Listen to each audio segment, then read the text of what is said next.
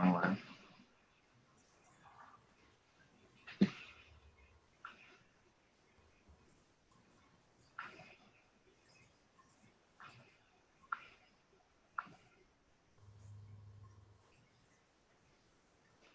All right, we are live. So my name is Dan Mitchell with SMARTstart Pasco.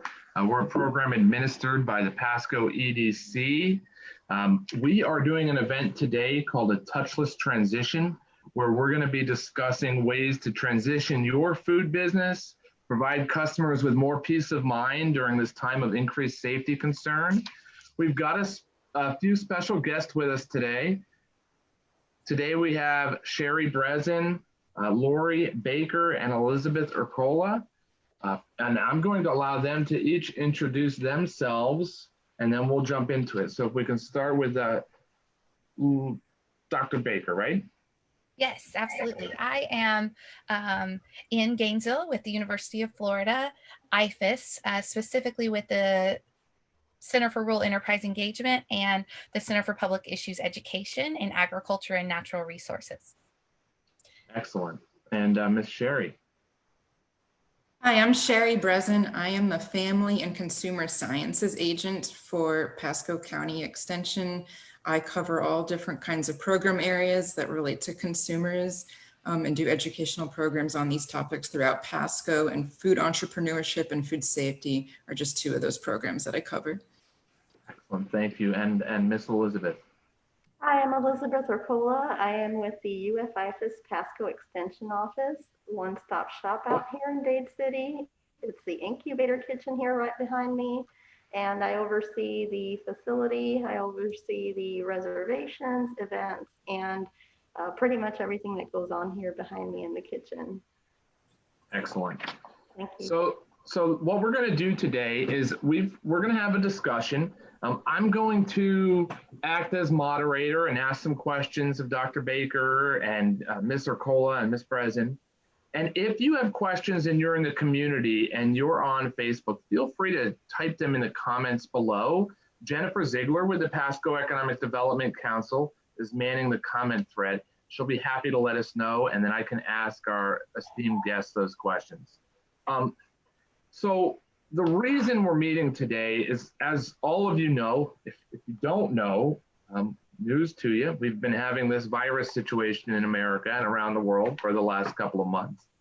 And a lot of customers, a lot of business owners really don't know everything there is to know and how it affects them and things that they should do.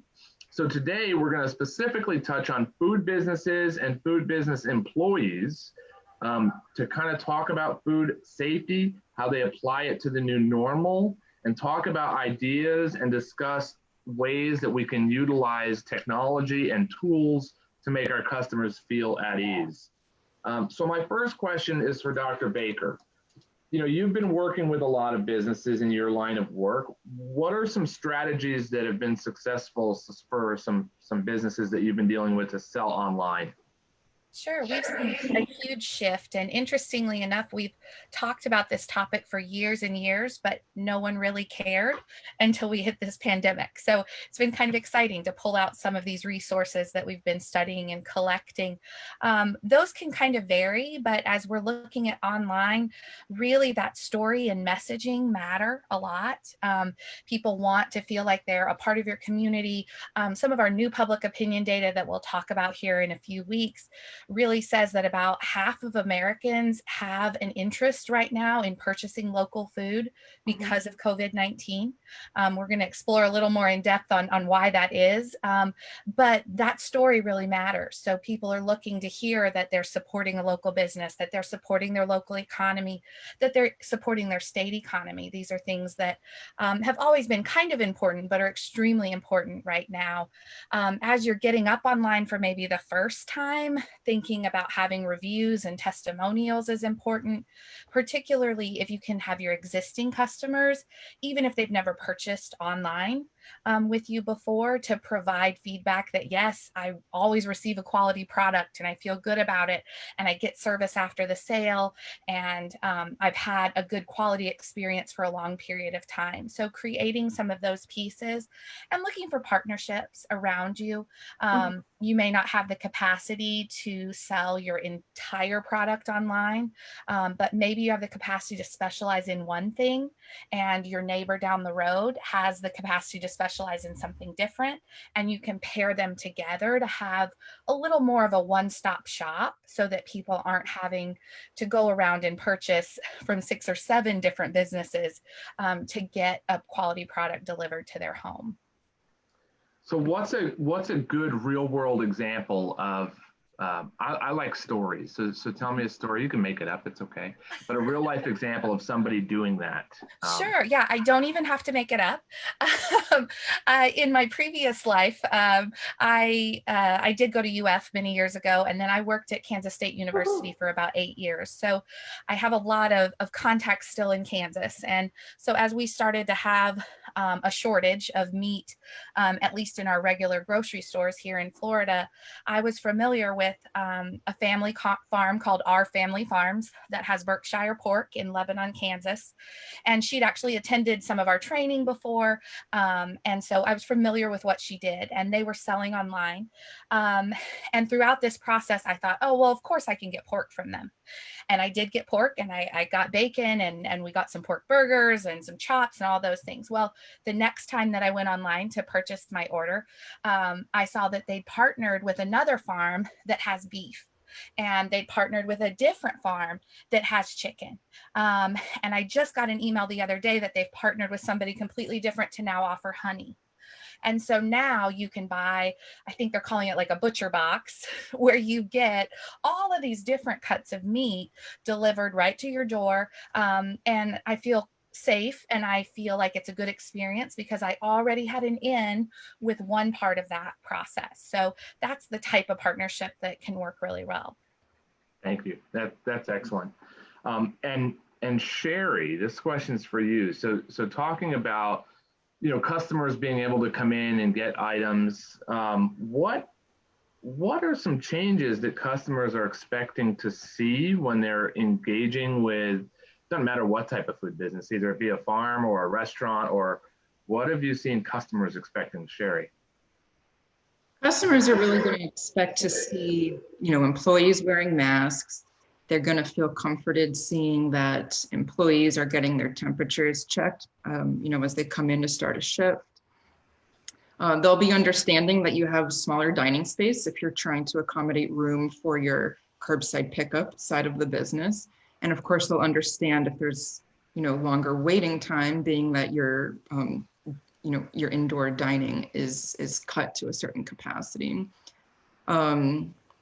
Even transparent cleaning and sanitizing schedules. It's one thing to put it on the bathroom, behind the door, but I'm even hearing, go ahead, put that on your social media, put that on your website. Customers want to see that you're taking a lot of extra precautions and actions to make sure that you're keeping everything clean and sanitized.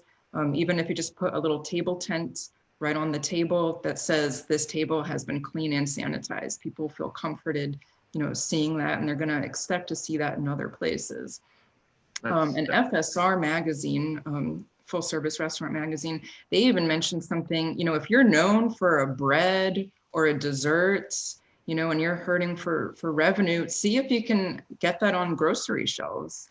Can you figure out a way to make money off that if you are looking for more revenue avenues? So customers might even expect to see, products that they would get dining in at your restaurant right in the grocery stores.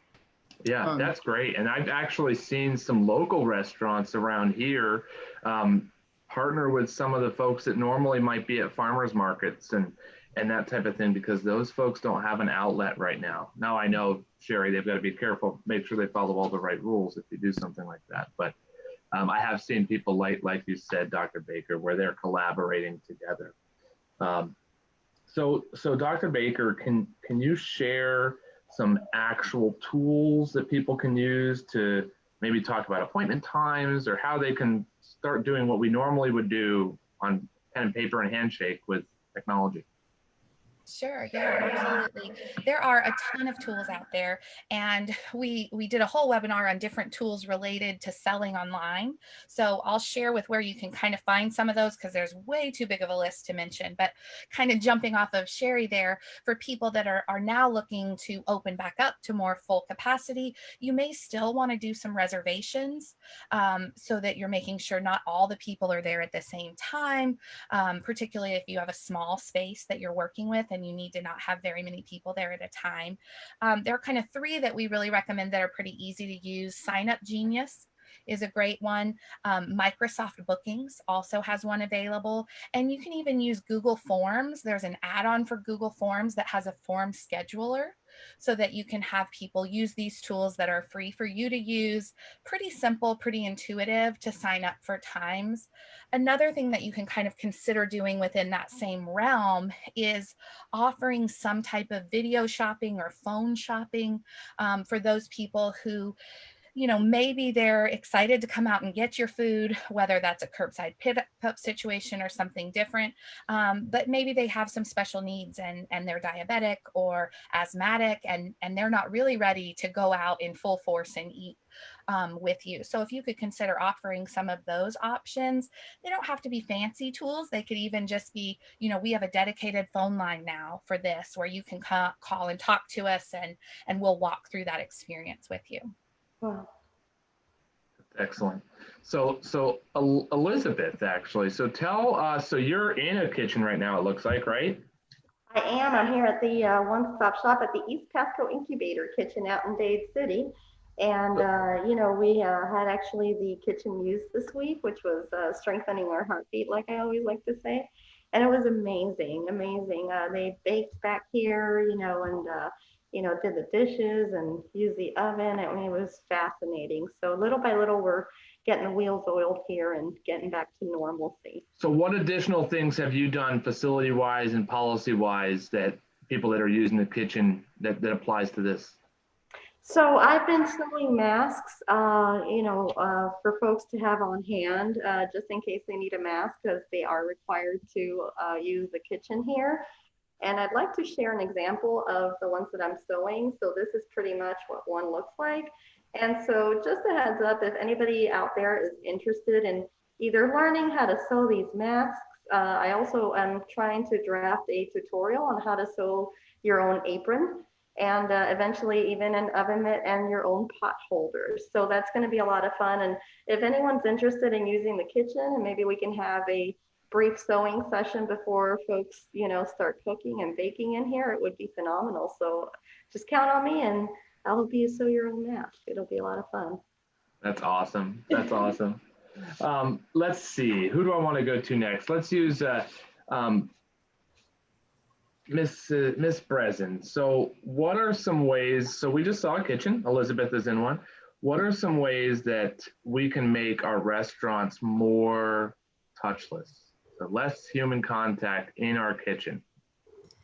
Right. So the less human contact, as far as, your customers go, would be if you can do online ordering. I know we want people coming in, but it seems like the customer demand, at least for now, still is going to be that pickup, delivery, curbside, drive-through type options. And that's for the best too. On your end as the restaurant owner, you're just having less people coming in contact and, touching surfaces around your restaurant.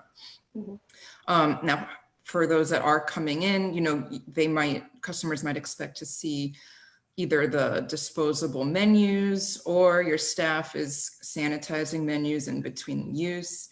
There might be for ketchup, let's say it's not going to be on the table. You're going to have to get it in a little side container and you're going to have to request that as the customer. You're not going to see that, or you might have a tamper-proof ketchup packet. Same with salt and pepper. We might not see salt and pepper shakers out on the table anymore. To make it more of a touchless environment, it's going to be those little packets, disposable. Once you're done using them, you throw them away so that you're not touching those surfaces that others might have touched. Also in the bathrooms, you would be better off having the paper towels versus the air vents, just because, there's all this going on, that the virus is airborne, so people might not feel comfortable touching or handling the air vents in the bathroom. So even just having those paper towels, and then that way people can use that paper towel to exit the bathroom, using that to touch the handle. Again, just another aspect of making it a touchless environment. And then you as the restaurant owner and your staff should already be trained on food safety. So there's not a whole lot extra you have to do, right? You know to change your gloves, you know about cross-contamination, you know you're washing your hands and scrubbing for 20 seconds. You know, not using bare hand contact with anything, you're using tongs, deli sheets, stuff like that, gloves. So, you know, just make sure you are aware of this, and maybe refresh and retrain your staff, make sure they remember not to use bare hand contact on anything. That's great. Dr. Baker, if we're doing all these things and, you know, we're taking all these extra steps, how can we psychologically, I don't know, you're a smart academic. So tell us, like, how do we get our customers to actually perceive and believe that all these things are actually happening when all they see is the front of the house and a bunch of, you know, people running around? Sure. Well, and I think Shari touched on a lot of those things already, but making those practices very visible. Maybe in the past you would have had somebody clean menus in the back, but now maybe you want them to be cleaning them in the front, so that they can see those practices happening. Signage is certainly a great way to do that. One of the big pieces in communication literature is related to trust. And so trust is something that's built over time. But if your customers have been to you for years, they already trust you in one capacity. So it won't be quite as hard to move that trust over to this new situation. But being completely honest about what you're doing and how your practices have changed and why you're doing it, maybe having a list of that information. People may not understand that the disposable packets, maybe it's a little harder for them to use or a little more inconvenient, but explaining why you're doing those types of things is very important. Thank you. Now, this is a question from the community, and I'm going to open it to all of you. You don't all have to answer it, but if anybody has any insight, let me know. So the question is, can you speak to the liability issues of opening at this time and dealing with the customers? Now, I always answer questions like that, starting with, I'm not a lawyer, but so what are your guys' thoughts, if any, if you even want to touch that question, but liability of actually opening, what have we heard?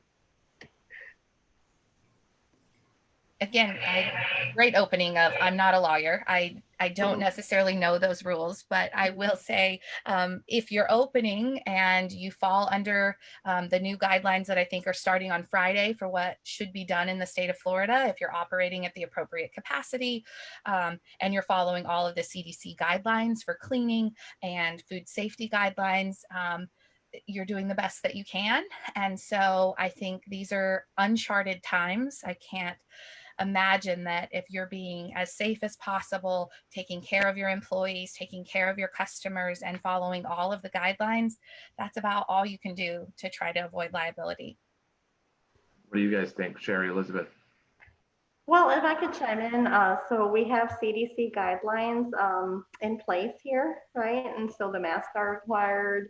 The social distancing as much as possible is required. That's why we're permitting 2 people, no more than that right now, in the kitchen at a time. And we also are requiring frequent hand washing, as much sanitizing and so on. Now, we do have an acknowledgement that we are handing out to folks who are using the kitchen before they use the kitchen. And it's just an acknowledgement, just acknowledging that, you know, they know that CDC guidelines are required and they are enforced in the kitchen. So what about you, Shari? Yeah. That was a good question that came in. And really, when you think about it, you are doing everything you can as a food business owner to avoid a foodborne illness or an outbreak of some kind of foodborne illness, and just, you know, treat it the same way. Do everything in your power that you can to avoid seeing, you know, a COVID-19 outbreak happen at your restaurant. And then even just as regular consumers, we're getting, we are comfortable to take on slight risks. That's just part of living.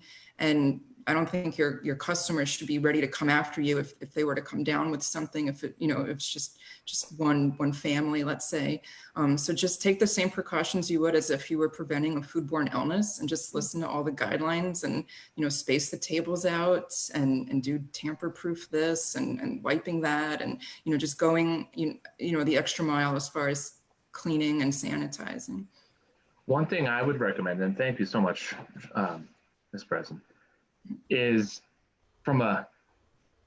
let's get a little out of the box thinking with this, right? If you're going to be using touchless transition, people are going to be paying with their app, maybe people will be reserving the table. If you think about reducing risk of a community spread of a virus, but you also think about marketing, and you require everyone to reserve a table or to sign in when they come into the restaurant, that's going to accomplish a couple of things. First of all, you'll know who's been in the restaurant. So if there ever is an issue or liability, you know who your potential witnesses could be, you know who else was there. If there was an outbreak, it can help potentially with contact tracing. I mean, there would be its own legal thing there. I'm not getting into that. But it could also allow you to now have a marketing database to reach out. Thank you for visiting. Thank you for supporting us in this time. Offer a coupon. And so, a lot of businesses have sign-ins and guest books and guest registers. And so people are kind of used to that. It could be an opportunity that someone can build a marketing database that might not even have one, and send those thank yous and add that customer service. Dr. Baker, what are some places people can go to learn more about practices for opening their business at this time, more resources? There are so many, and I know Elizabeth mentioned the CDC guidelines. The CDC also has a website specifically for small business owners that does include some graphics that they could download and post and share with employees. And so I know it's overwhelming as a small business owner to come up with those things on your own. So those resources certainly exist. We also have, through the PI Center, we are continuing to collect public opinion data, which I kind of mentioned. We've also collected data with ag and natural resources and business owners, and we have a dedicated website to that information, which is picenter.com/COVID-19. So a lot of webinars there, a lot of data there, graphics, fact sheets. Feel free to use those and post them wherever you would like. We're also have the next round of opinion data related to social distancing. And that webinar is June 18th from 1 to 2 p.m. We'd be happy to have people join us. Our focus on that will be really interpreting some of this data and what it means for your communication messages. So as you're kind of feeling out what your customers want and what they need, we'll have some recommendations there. We also have, through our Center for Rural Enterprise Engagement, a dedicated website to our Touchless Transactions series, and that is ruralengagement.org/touchless transactions. We have previous webinars there. We have podcasts, all of our data that we've gathered, particularly if you're thinking you want to open an online store for the first time. We have a lot of dedicated resources there, and we've linked to a lot of other resources that that people have gathered through grant projects and things like that. So a couple of one-stop shops if you want to kind of go and dig into that and really spend a lot of time. There's a lot you could learn in many of these areas. Excellent. Thank you. Shari, do you have other spots for folks to go for resources? And then if the guest speaker's here, if you, when we're done, if you can email me over the links, that would be fantastic. And then I'll add the links to the comment thread of this video so people can get to them. And I think some of our people were going to join and maybe add it in the comments. I can't see if that's happening right now. Yeah, I don't know if it is or not, so we'll see. But I do see a couple of links. Follow up. Oh yeah, I see ruralengagement.org/touchless transactions. Shari, do you have any good ones to share? I saw some good things on fsrmagazine.com, so I can, should I send that to you and you can put it on the Facebook, or just put the link in the chat, whatever's easier? Yeah, either way, we can get it on there. Yeah. Yeah, because we can add it to the comments after the fact, and it'll live there for folks to watch going forward. And then I also, sorry, real quick, I also have like a little checklist from ServSafe, all based off the FDA food code. So I think that might be helpful too. I can send that to you as well. Yeah, definitely. Please put it on there, or send it to me and we'll get it on there. And Mr. Urquiola, anything else on your end? So on the Pasco County website under Cooperative Extension, the IFAS extension page, we are continuously posting information, resources and updates, education. We've got webinars on there and everything. So it's pascocountyfl.net is the website. And then if they click on Cooperative Extension, they can see all the webinar series and all the resources. And we've got the Extension Disaster Eden group on there also and their updates. So check it out, please. Excellent. And one last question from the community, and then we'll start to tie it up. The question was that they heard the governor has moved Florida into phase 2. What have you all heard that means for the food industry business? And of course, if you want the official info, pull up the executive order. But what have you guys heard?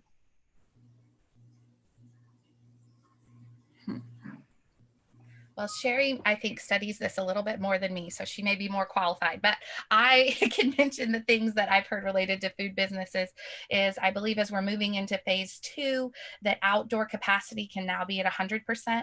I think probably as you're thinking about that, if you're a real small business and your tables are real close together outside, you might consider moving them further apart or having dividers of some kind. But I believe we are moving into 75% capacity indoors, which will be a much bigger change and may allow some of the small businesses to have more than 1 or 2 people inside at a time. So I think those are kind of the major things that I'm hearing related to the phase 2 piece. Anything else, guys? I haven't heard too much extra on it, but I will say I'm getting a lot of inquiries for ServSafe certifications. So that's a great sign. People are out there and they're looking to get businesses started despite these uncertain times. So I think that's a sign that we're moving along in the right direction. Yeah. If there's not anything else on that piece, I do want to end how I like to end almost all of our workshops and classes at SMARTstart. And what I usually do is I ask our guest speakers to share, one piece of advice to their younger self, because usually our guest speakers are entrepreneurs. I'm going to do it a little different.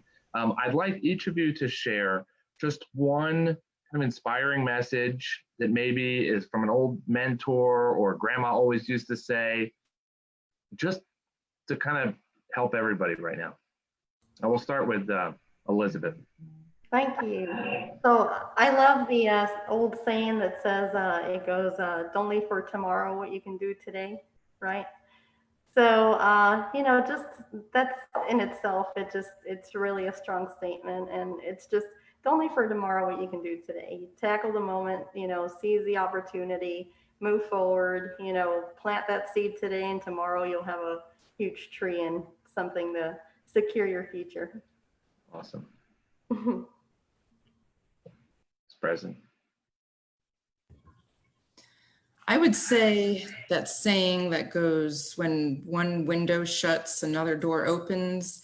And I say that because I'm hearing a lot of stories with these food businesses that they are tapping into a whole new side of their business that they never thought to offer, as far as, an online ordering or an app where people can place orders. So I think, just trying to find the opportunities in this and being able to grow your business and grow professionally and personally, and seeing that maybe some good can come out of this after all. Those are all great ones. I feel like I could have said any of those as well, but one phrase that has been going through my mind throughout this pandemic has been, and the greatest of these is love. And I think our data from the Pi Center has really shown that people are more concerned for others at this time than they are for themselves. And I think if we can kind of perpetuate that type of human kindness, particularly those of you who said, what can we do? What should be we worried about? policy or litigation at this time and those kind of things. I think if you're continuing to approach your business like you probably always have, with a love and a concern for your customers and for your family and for your employees, that this can actually end up being a real time of growth for all of us. Thank you. And thank you, all of you. Thank you for everyone that's watching. This will stay up. We leave these up on the Facebook page. And then I know Miss Elizabeth will also post this on the YouTube channel that she's got. So feel free to share, let people know, tag folks that you think might be interested. And as always, if any of you need anything from any of us, please reach out directly. So thank you so much, guys. We really appreciate your time. Thanks for having me. I enjoyed it. Thank you. See ya.